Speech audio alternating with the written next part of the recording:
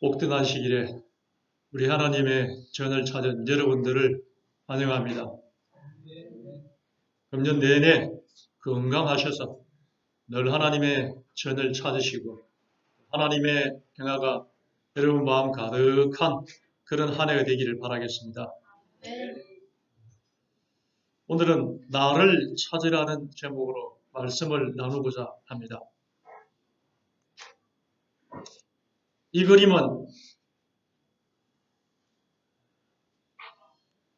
부곡 온천을 발굴하는 현장입니다.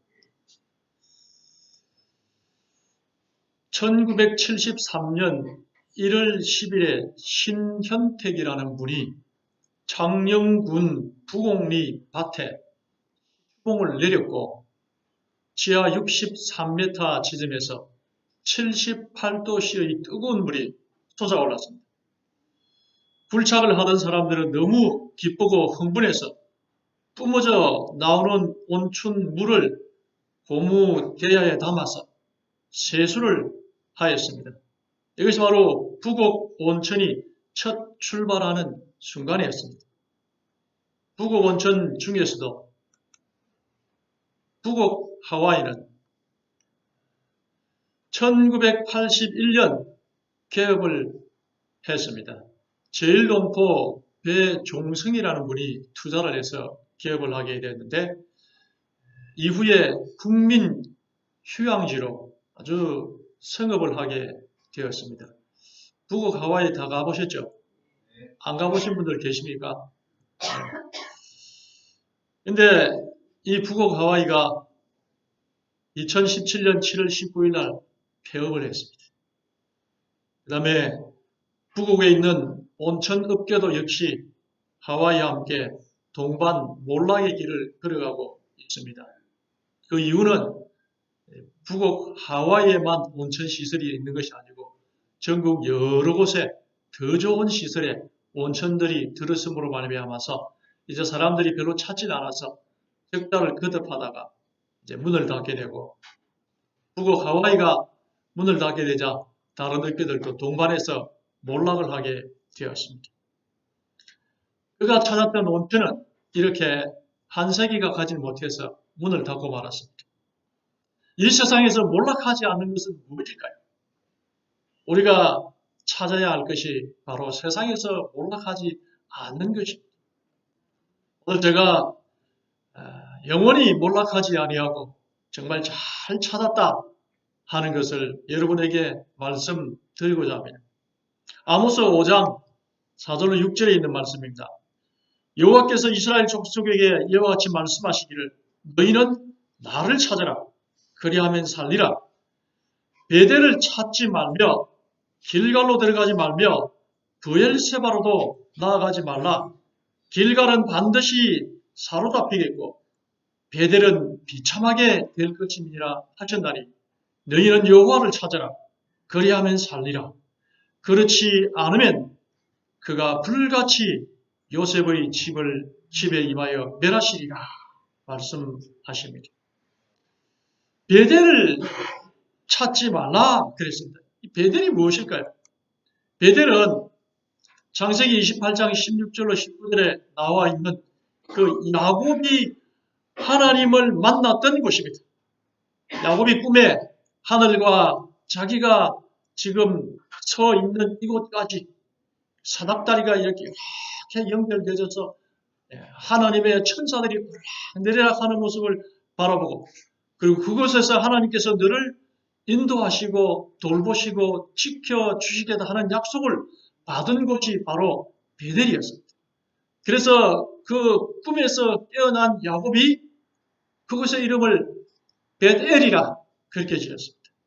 벳엘이라는 뜻은 하나님의 집이라 하는 뜻이 있습니다. 그래서 베델이 하나님의 집이 되었고 이후에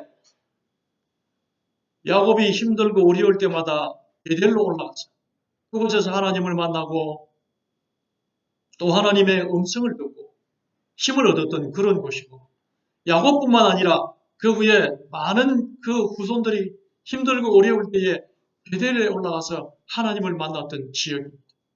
장소입니다. 축복된 땅입니다. 그런데 오늘 아모스 선지자는 이제는 더 이상 하나님을 만나려고 하면 베델로 가지 말라고. 그곳에 이제 베델의 그곳에 하나님이 계시지 않다고 말씀해 주고 계십니다. 왜 그랬을까요? 열왕기상 12장 27절로 29절에 보면은 만일 이 백성이 예루살렘에 있는 여호와의 성전에 제사를 드리고자 하여 올라가면 이 백성의 마음이 유다 왕 된 그들의 주 르호보암에게로 돌아가서 나를 죽이고 유다 왕 르호보암에게로 돌아가리로다 하고, 이에 계획하고 두 금송아지를 만들고 무리에게 말하기를 너희가 다시는 예루살렘에 올라갈 것이 없도다. 이스라엘아, 이는 너희를 애굽 땅에서 인도하여 올린 너희 신들이라 하고 하나는 베델에 두고 하나는 단에 둔지라 그랬습니다.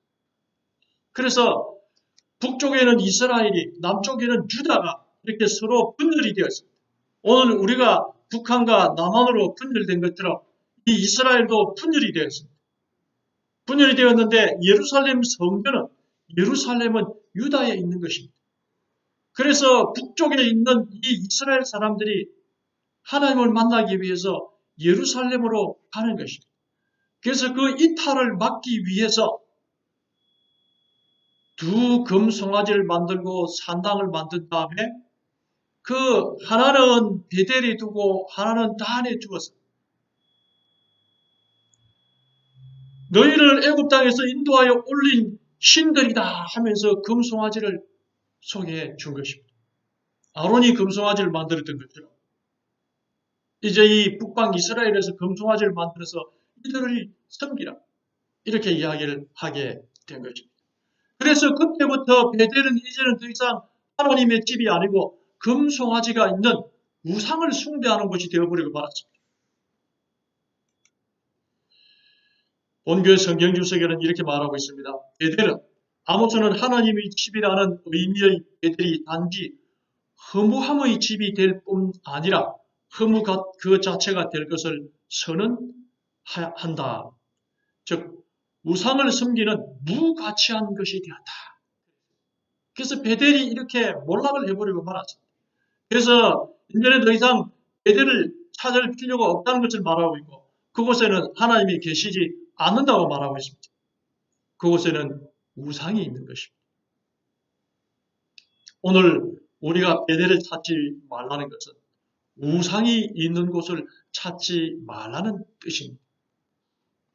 금년 한 해 우리는 금년 한 해를 바라보면서 누가 나를 도와주고 나를 지켜주실 것인가, 누가 내 미래를 가르쳐 줄 것인가 생각을 할 것입니다.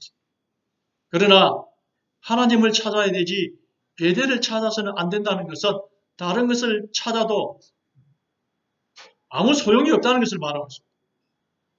이 구인사가 있는데 이 구인사는 우리나라에서 가장 큰 절입니다. 구인사에 이 신도들이 100만이라고 합니다. 여의도 순복음 교회의 교인들보다 더 많은 것이 구인사입니다. 근데 이곳에는 천태종 그 본산이고 본부가 있는 곳이고 상월 선사가 창건을 했고 그가 그 기도를 통해서 그 대단한 그 효용을 보았던 그런 곳이라 그렇게 해서 사람들이 구름대같이 모여서 거기서 기도를 하고 소원을 빕니다. 그러나 그것은 불교가 그 근본적으로 주는 것은 수행을 통해서 마음 가운데 있는 생로병사를 극복하는 것입니다. 그것을 수용하고 그 다음에 그 스스로의 길을 통해서 무언가 그 포기하고 단념하고 하는 것이 그 근본인 것입니다. 그래서 그곳에 신적인 하나님의 능력이 있는 것이 아닌 것입니다. 두 번째로는 이 사람들이 많이 찾는 것 중에 하나가 연초가 되고 그 다음에 입시철이 되었을 때 가장 많이 찾는 곳이 갓바위입니다. 팔공산에 있는 갓바위.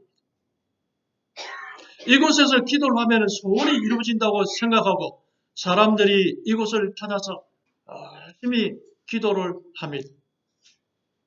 그런데 사실은 그 기도의 응답보다도 소원을 간절하게 아뢰는 곳일 뿐인 것입니다.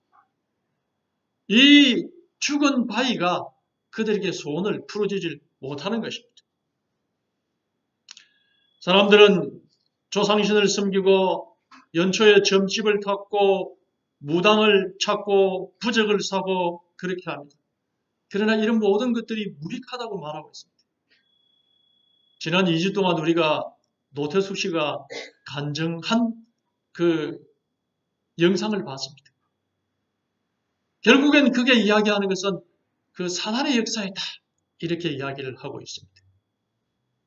그래서 하나님이 아닌 그 어떤 것도 우리에게 희망이 될 수 없다는 것을 말하고 있습니다. 그래서 베델을 찾지 말라고 하는 거죠. 두 번째로는 브엘세바를 가지 말라고 그렇게 말하고 있습니다. 이 브엘세바가 어떤 곳인가 하면은 아브라함이 7 암양 새끼를 놓고 이 7 새끼와 더불어서 아비멜렉과 화친을 맺은 곳입니다. 그래서 암양 7 새끼를 주고 그 다음에 그곳 브엘세바에 있는 우물을 사서 그곳에 정착하였던 것이 브엘세바라 하는 것입니다. 그래서 브엘세바라는 그 뜻은 맹세의 우물이다 하는 거죠. 서로 맹세를 해서 이제 화친하고 서로 싸우지 않고 그 다음에 내가 팔았고 나는 샀고 그래서 서로 여기서 살자 이렇게 해서 서로 약속한 곳이 브엘세바인 것입니다. 그래서 아브라함이 정착하였던 곳이고 이삭이 정착하였던 곳이고 야곱이 살았던 곳이 이 브엘세바인 것입니다. 그런데 이 브엘세바를 기반으로 해서 이스라엘이 이곳에서 자리를 잡고 살게 되었는데 사람들이 점점 하나님을 떠나기 시작했습니다. 그래서 하나님을 떠남으로 말미암아서 이방인들이 와서 그들을 다스리고 지배하게 되었습니다. 그렇게 되었을 때에 요시아 때에 오늘 우리 민족이 당한 고난의 이유가 무엇인지를 성전을 재건축하면서 발견을 하게 됩니다. 그 다음에 그 성전을 재건축하면서 율법책을 발견하게 되었는데 그들이 오늘 우리가 하나님을 떠나고 하나님의 말씀을 떠남으로 말미암아서 우리에게 불행이 닥쳤다 하는 것을 알게 됩니다. 그래서 오늘날에 우리에게 임한 이 모든 불행이 이 고난이 다 우리가 하나님을 떠난 것이고 하나님의 말씀에서 벗어난 것이라 하는 사실을 말하고 있습니다. 근데 이 브엘세바가 나중에 어떻게 되는가 하면은 이 산당이 들어서게 됩니다. 그래서 요시아 계획 때 브엘세바에서 산당을 헐어버렸습니다. 그런데 이 브엘세바는 예루살렘에서 남쪽으로 약 69km 떨어진 성읍인데 우상 숭배의 전당이 되었다. 그렇게 말하고 있습니다. 그래서 이 산당을 브엘세바에다가 세운 거죠. 그래서 이제 이 산당을 세워놓고 그 산당에서 처음에는 그 하나님을 섬기기 위한 장소인 것처럼 멀리 갈 필요 없이 하나님을 섬기는 장소인 것처럼 그렇게 이야기를 하다가 나중에는 거기서 다른 말을 하기를 시작하는 것입니다. 그래서 이 산당이라는 것은 결국에 이제 이방신이 들어서게 되고 우상이 들어서게 되고 그걸 섬기게 되고 잡신들을 섬기는 장소가 되어버리고 말았습니다. 그래서 이 브엘세바라는 오늘 이 아모스가 브엘세바로 가지 말라 하는 이 말 속에는 거짓된 가르침과 말씀을 쫓지 말라 하는 그런 의미가 있습니다. 그래서 오늘 우리는 금년을 살아가면서 하나님의 말씀에 우리의 마음을 두어야 한다는 사실을 말해주고 있습니다. 오늘날 많은 교회들이 자기들이 조작된 이야기를 가지고 그것이 사실인 것처럼 말하고 있습니다. 그들의 가르침을 보면은 이렇게 말하고 있습니다. 일요일을 지키는 이유에 대해서 이렇게 말하고 있습니다. 성경과 교회사의 전통을 볼 때에 안식일 다음 날인 주일을 지키는 것이 합당하다. 우선 주님은 안식 후 첫날 새벽에 부활하셨다. 그래서 주일은 부활의 승리를 기뻐하고 축하하는 매우 중요한 날이 되었다. 주님이 부활하신 후에 제자들을 처음 만나신 날도 주일이었다. 이렇게 이야기를 하고 있습니다. 성경에는 예수님께서 첫날에 부활하신 것은 사실이지만 부활하신 첫날을 기념하여서 경배하라고 말한 적이 없습니다. 그런데도 불구하고 그들은 부활하신 날을 강조하고 그날을 지키라고 그렇게 말하고 있습니다. 그리고 제자들을 만나신 날도 첫째 날이다 이렇게 이야기했는데 당연히 예수님께서는 첫째 날부터 부활하고 난 다음에 제자들을 만나실 수밖에 없습니다. 그리고 첫째 날에만 제자들을 만난 것이 아니고 성천하시는 40일 동안 계속해서 제자들과 함께 기거했습니다. 그러니까 꼭 첫날에 제자들을 만났다 이렇게 의미를 부여하는 것은 억지라는 것을 알 수가 있습니다. 계속해서 말하기를 주님은 성천하시는 날까지 모두 11차례 사람들 앞에 나타나셨고 그중 6번은 주일에 나타나셨다. 이것도 마찬가지인 것입니다. 40일 동안 계속해서 제자들과 함께 하시고 이렇게 하셨는데 굳이 주일을 강조할 이유가 없는데 주일을 강조하고 있습니다. 그 다음에 성령이 강림하신 오순절도 주일이었다. 그날 사도들이 복음을 전해 3,000명이 구원을 받았고 그들은 사도들의 가르침을 받아 교제하며 그랬습니다. 그래서 오순절이 일요일인데 그날 일요일에 성령이 임하셨다. 이렇게 말하고 있습니다. 예산에 보면은 오순절이 일요일이기 맞습니다. 그러나 성령이 강림하셨다고 그렇게 해서 오순절 날이 일요일이라고 그렇게 해서 꼭 일요일만 경배의 대상이 되어야 할 이유가 없는 거죠. 주님께서 돌아가신 날도 부활절이고 주님께서 태어나신 날도 있고 그렇게 하는데 일요일에다 끼워 맞추는 그런 모습을 볼 수가 있습니다. 그리고 3,000명이 구원을 받았고 그 다음에 사도들의 가르침을 받아서 교제하면서 떡을 떼고 기도했다. 그랬습니다. 이 말씀을 보면은 떡을 떼고 기도하고 그리고 가르침을 받아서 교제를 하고 이 모든 것들이 다 그날에 이루어진 걸로 이렇게 주장을 하고 있습니다. 그날 사도들이 복음을 전해 3,000명이 구원을 받았고 그들은 사도들의 가르침을 받아서 교제를 하며 떡을 떼고 기도했다. 그래서 일요일이 신성하고 일요일을 이제 경배해야 된다. 이렇게 주장을 하고 있습니다. 그런데 우리가 성경을 끝까지 보면은 결코 그렇지 않다는 사실을 알 수가 있습니다.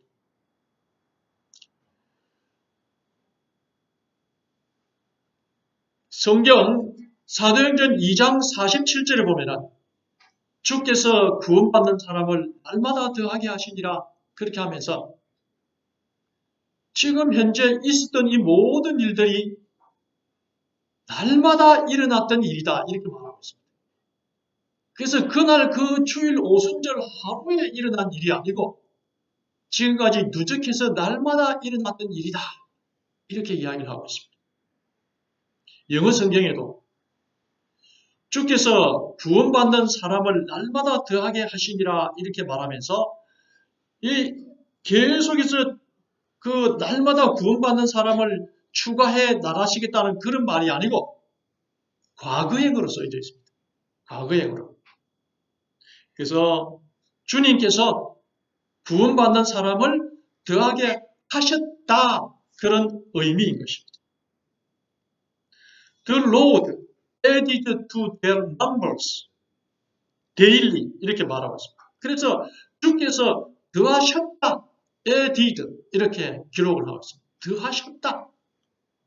그렇다면은 이 2장에 있는 사건들은 단 하루 만에, 오순절 단 하루 만에 일어난 일이 아니고 날마다 일어나 왔던 일이다 하는 것을 말하고 있습니다. 그런데도 불구하고 여기에 있는 이들의 주장은 그날에 이 일이 오순절날에 다 이루어졌기 때문에 주님을 섬겨야 일요일날 예배를 드리고 일요일날은 거룩한 날이다. 이렇게 논리를 억지로 갖다 붙이고 있는 것입니다. 그 다음에 사도 요한은 수년 후에 주일에 인공된 계시의 말씀을 받았다. 요한 계시록을 받았다는 말인데 계시록 1장 17절에 주의 날에 그렇게 이야기한 그것을 갖다가 주일이다, 일요일이다 이렇게 억지 해석을 하는 것입니다. 3,000명뿐만 아니라 이후에 사도행전 4장 4절에 보면 5,000명이 구원을 받는 위대한 역사를 이룬 날도 있습니다. 그런데 그날이 일요일이 아니기 때문에 이분은 이야기하지 않습니다. 그 다음에 계시록 1장 10절을 쓸 그 당시까지만 해도 주의 날이라는 것은 주님의 날이고 주님의 날은 안식일, 제7일이고 그런데도 불구하고 그들은 일요일이다 이렇게 설명을 하고 있는 것입니다. 그래서 이러한 연유로 주일은 아주 특별한 의미가 부여된 날이다. 주님의 제자들은 부활하신 주님에 대한 감사와 헌신의 표시로 이 날을 지켰다. 그래서 부엘세바라는 것은 바로 이제 이 이스라엘이, 북방 이스라엘이 조작한 날인 것입니다. 그래서 너희들이 예루살렘으로 갈 필요가 없다. 이제 이곳에 산당을 세웠으니 이곳에서 예배를 해도 된다.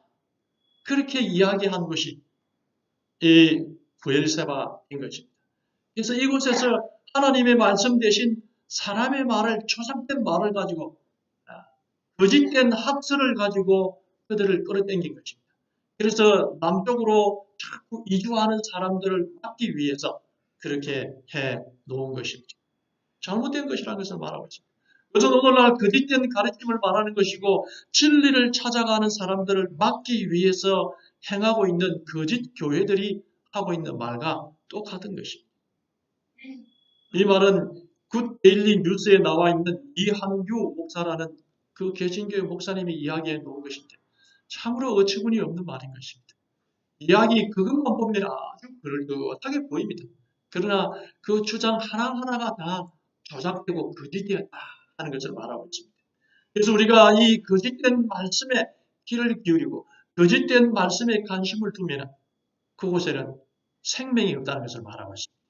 그래서 우리는 브엘세바로 하지 말라는 이 말이 거짓된 말씀을 쫓아서 가르침을 쫓아서 가지 말라 하는 것입니다. 그곳에는 가면 갈수록 거짓말은 그 결말이 실패인 것입니다. 그래서 가지 말라고 이렇게 말하고 있습니다. 그 다음에 길갈로 가지 말라고 말하고 있습니다. 길갈은 무엇을 말하고 있습니까?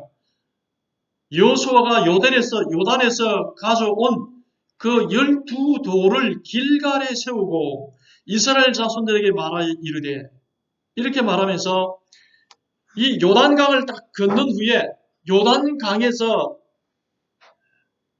돌 12개를 주워 왔습니다. 그래서 길갈에 딱 오자 거기다 탁 세워놓고 기념을 삼았습니다. 이것은 이 12개의 돌을 볼 때마다 이스라엘을 대표하는 12지파를 대표하는 이스라엘이 요단강을 건너서 가나안 그 애굽에서부터 홍해를 건너고 광야를 건너서 요단강을 건너서 드디어 목적지에 도착했다. 하나님께서 우리를 목적지까지 인도하셨다. 그래서 길갈에다가 요단강의 돌 12개를 탁 쌓아놓고 하나님의 인도하심을 기념하라 그랬습니다. 그래서 이스라엘 백성들은 항상 길갈을 갔습니다. 그래서 길갈에 가서 하나님께서 우리에게 승리를 주신다. 하나님께서 우리에게 성공을 허락하신다 하는 생각을 가지고 중요한 결단을 하고 그렇게 할 때 길갈로 가서 그 12개의 기념돌을 바라보면서 하나님의 능력을 확신하고 그 다음에 결심을 새롭게 다지는 그 일을 이 길갈에 가서 했습니다. 그런데 길갈이 어떻게 변합니까? 그 길갈은 사울 왕이 그 길갈을 하나님이 없는 곳으로 만들어버렸습니다. 사울은 사무엘이 정한 기한대로 이레 동안을 기다렸으나 사무엘이 길갈로 오지 아니하며 백성이 사울에게서 흩어지는지라 사울이 이르되 번제와 화목제물을 이리로 가져오라 하여 번제를 드렸더니 그랬습니다. 그래서 이 백성들은 하나님께서 함께 하신다는 확신이 있으면 전쟁에 나가서 용감하게 싸우는데 하나님께서 함께 하지 않는다면 겁이 나서 싸우지 못하는 것입니다. 그래서 이 사무엘이 함께 와서 제사를 다 드리게 되면 하나님께서 제사를 받으시고 그 다음에 출전을 하게 되는데 사무엘이 오질 않는 것입니다. 제사는 제사장인 사무엘이 드리는 것이지 왕은 제사장이 아니기 때문에 드릴 수가 없는 것입니다. 기다려도 오질 않으니까 좀 더 기다려봤으면 되는데 조급하게 흩어지는 민심을 수습하기 위해서 그만 자기가 제사를 드려버리고 말았습니다. 그래서 제사는 꼭 제사장만이 드리는 것이 아니고 내가 드려도 왕이 드려도 된다 이렇게 하면서 하나님의 그 법을 무시하고 자기가 그냥 제사를 드려버린 것입니다. 그래서 길갈은 이제 더 이상 하나님의 승리의 장소가 아니고 사울이 국가의 권력이 더 높여진 그런 현장으로 변하고 말았습니다.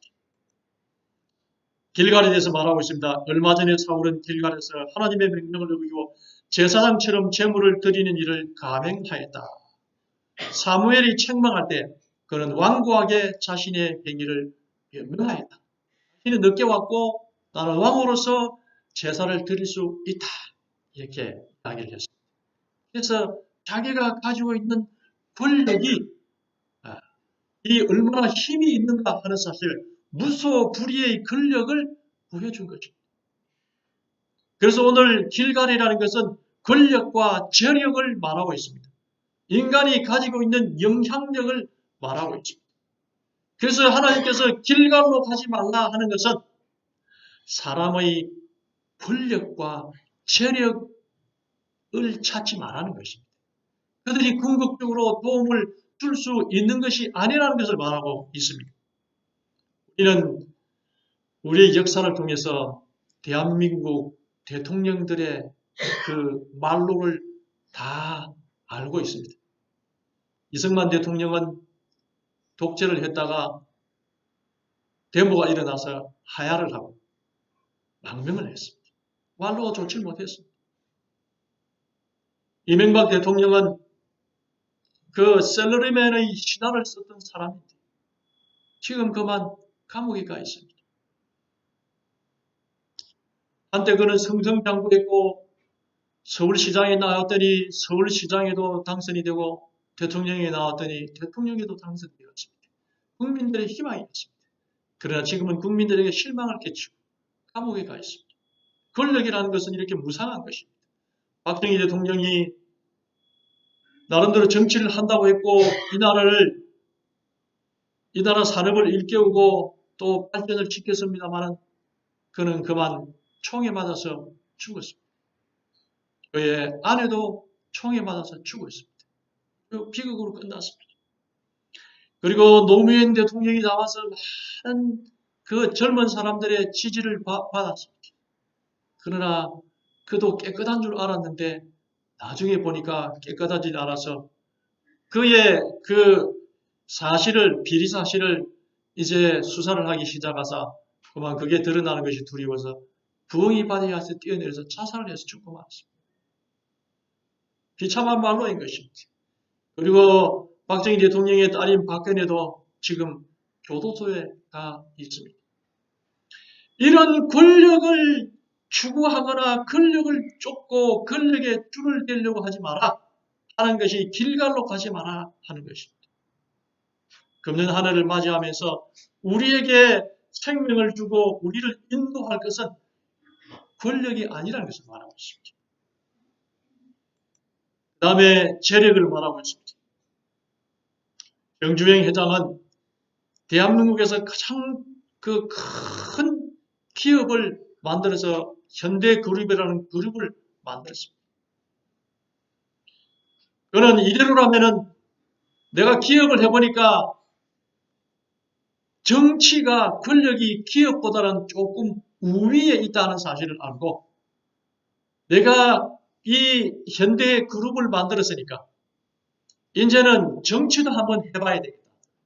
아는 것처럼 대통령이 출마를 했습니다. 대통령이 출마를 해서 그의 직원, 현대그룹의 직원들과 그 가족들과 그 다음에 당원들하고 숫자를 파악을 해봤더니 대통령의 당선이 나오는 것입니다. 그래서 당선될 거라고 생각을 했는데 막상 표를 까보니까 대통령이 안 되었습니다. 떨어지고 말았습니다. 그는 뜻을 이루지 못하고 죽었습니다. 밑에 있는 이병철 회장은 한때는 돈병철이라는 이름을 날릴 정도로 많은 돈을 벌었는데 그도 자동차에 투자하지 못한 것을 평생 후회하면서 지냈다고 말하고 있습니다.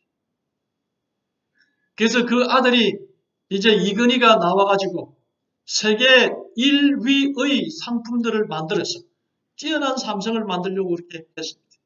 그의 공약대로 그는 대단한 실력을 발휘하게 되고 소니를 제치고 전자제품의 1위 기업이 되었습니다. 그러나 그는 지금 그의 말로는 죽지도 못하고 살지도 못하고 지금 병원에 입원을 해서 식물인간인 채 있습니다. 어떤 사람은 죽었다 하고 어떤 사람은 아직 살아있다 그렇게 이야기를 하고 있습니다. 죽지도 못하고 살지도 못하고 있는 모습을 볼 수가 있습니다. 돈이 이 모든 것들을 해결해 주지 못하는 것입니다. 그 뒤에 그의 아들 이재용 씨가 있는데 박근혜 정부에 뭐 협력했다 그렇게 해서 수도 없이 많은 구속을 당했다가 불려놨다가 이렇게 하고 있습니다.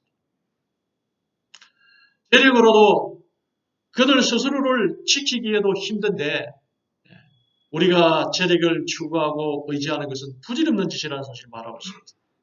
스티브 잡스가 나왔습니다. 그는 마이크로소프트 빌 게이츠와 더불어서 한판 싸움을 벌려서 졌습니다. 그래서 그 애플사에서 쫓겨나 있다가 다시 와신 상담하고 그렇게 해서 재기를 해서 스마트폰을 들고 나와서 재기에 성공을 했습니다. 그래서 그는 스마트폰을 가지고 세계 1위의 기업을 다시 회복을 했습니다. 그런데 그의 적은 다른 데 있었습니다. 그가 세계를 정복하고 사람들의 손을 정복을 했는데 가장 강력한 적이 자기 몸속에서 자라고 있다는 사실을 몰랐던 것입니다. 결국 그는 췌장암에 걸려서 60세에 죽었습니다. 이와 같이 체력에다가 마음을 빼앗기고 그걸 추구해도 그게 결국 우리에게 생명을 주지 못하고 그게 우리에게 미래를 주지 못하고 행복을 주지 못한다는 사실을 말하고 있습니다. 그래서 길갈로 가는 것도 큰 일이라는 것을 말하고 있습니다. 오늘 성경 말씀을 통해서 하나님께서는 베델로도 가지 말고 브엘세바도 가지 말고 길갈로도 가지 말라고 말하고 있습니다. 오늘 이 한 사람은 빌 게이츠라는 사람인데 이 사람은 1975년에 마이크로소프트 회사를 설립했습니다. 그는 본래 하버드 대학의 응용수학을 공부하는 학생이었습니다. 근데 컴퓨터에 관심을 가지기 시작을 해가지고 이 컴퓨터가 뭐가 될 것 같다 그렇게 해서 학교를 투학하고 컴퓨터 회사를 설립을 했습니다. 설립을 할 때는 내가 만약에 이 회사에서 실패를 하게 되면은 성공하지 못하고 실패를 하면은 다시 공부하러 오겠다. 그러나 지금 내가 이 젊음과 힘을 가지고 사업에 한번 투자를 해봐야 되겠다. 이렇게 생각해서 그가 회사를 설립을 했습니다. 마이크로소프트 회사를 설립을 했습니다. 그런데 놀랍게도 그는 하버드 대학으로 돌아갈 필요가 없게 되었습니다. 1986년에 억만장자가 되고요. 1995년에는 세계 최고의 부자가 되었습니다. 인류 역사에 있어서 세계 최고의 부자들이 있는데 그 세계 최고의 부자가 되는 그 속도를 보니까 빌 게이츠가 가장 빠른 시간 내에 세계 부자 1위가 되었습니다. 한 시간에 세계 최고의 부자가 되었습니다. 그는 2000년에 복지재단을 설립을 했는데 지금도 그가 설립한 이 자선업체 복지재단은 세계 최고의 복지재단이고 큰 그 복지 자선 단체인 것입니다. 근데 돌연 그가 이렇게 성정장구하는데 2008년에 마이크로소프트 회장직에서 은퇴해버립니다. 사업을 다 맡기고 그는 나가서 은퇴를 해요. 그리고 그는 복지재단에 전념하고 있습니다. 그가 왜 그랬을까요? 그는 유대인이었습니다. 인터넷에도 그가 유대인인지 아닌지 논란이 많았는데 최근 발표에 하면 그가 유대인이다 그렇게 말하고 있습니다.